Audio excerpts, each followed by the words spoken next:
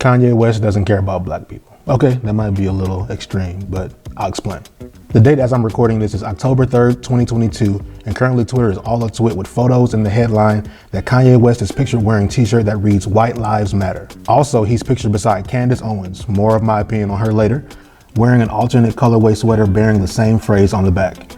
This was apparently part of his presentation of Yeezy Season 9. I wanted to use this topic as my first video because there are quite a few nuances present, and I feel like it could spark some pretty interesting conversation.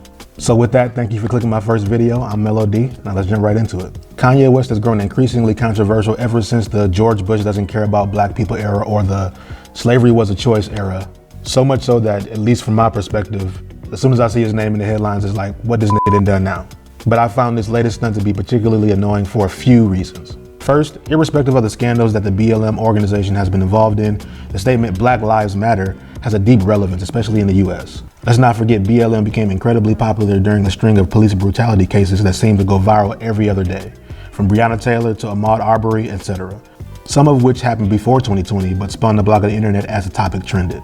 So as all of the news came in depicting black people being abused by police officers, Black Lives Matter was not just a statement, it was a response.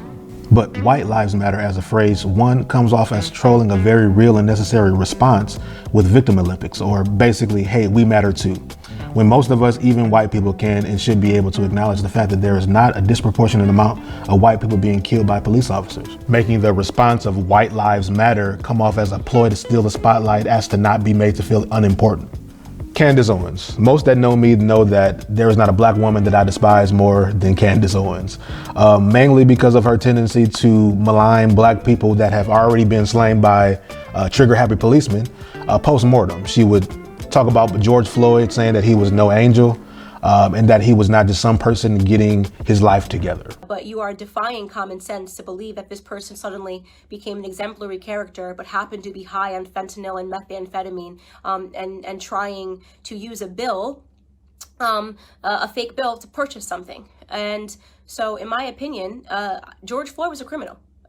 He was a criminal. He has a rap sheet that is long, that is dangerous. He was an example of a violent criminal his entire life. Okay, up until the very last moment. Why are we pretending that this criminal should be upheld as a citizen, as a martyr in Black America? A martyr for a fake narrative, by the way. Police brutality, racially motivated police brutality, is a myth. And through her pattern of doing this, I've admittedly began calling her Candace Owens. I'm sorry, it is what it is. My last point is this. I stopped listening to Kanye's music around the graduation album or so. I've kept up with some individual songs here and there, but over time, I, like a lot of people I'm sure, grew tired of the antics and thus grew away from his music for the most part. And for the record, I do recognize the impact that his music and his fashion has had on black culture, and I do not take away from that, but it's hard to align with somebody that openly admires somebody like Donald Trump. Not to mention the other various outlandish or just confusing things that have come from Mr. West. Is this just shock value? We may get some form of an explanation later down the line, but really what explanation would justify what these photos mean symbolically? I don't know if there is one. Comments?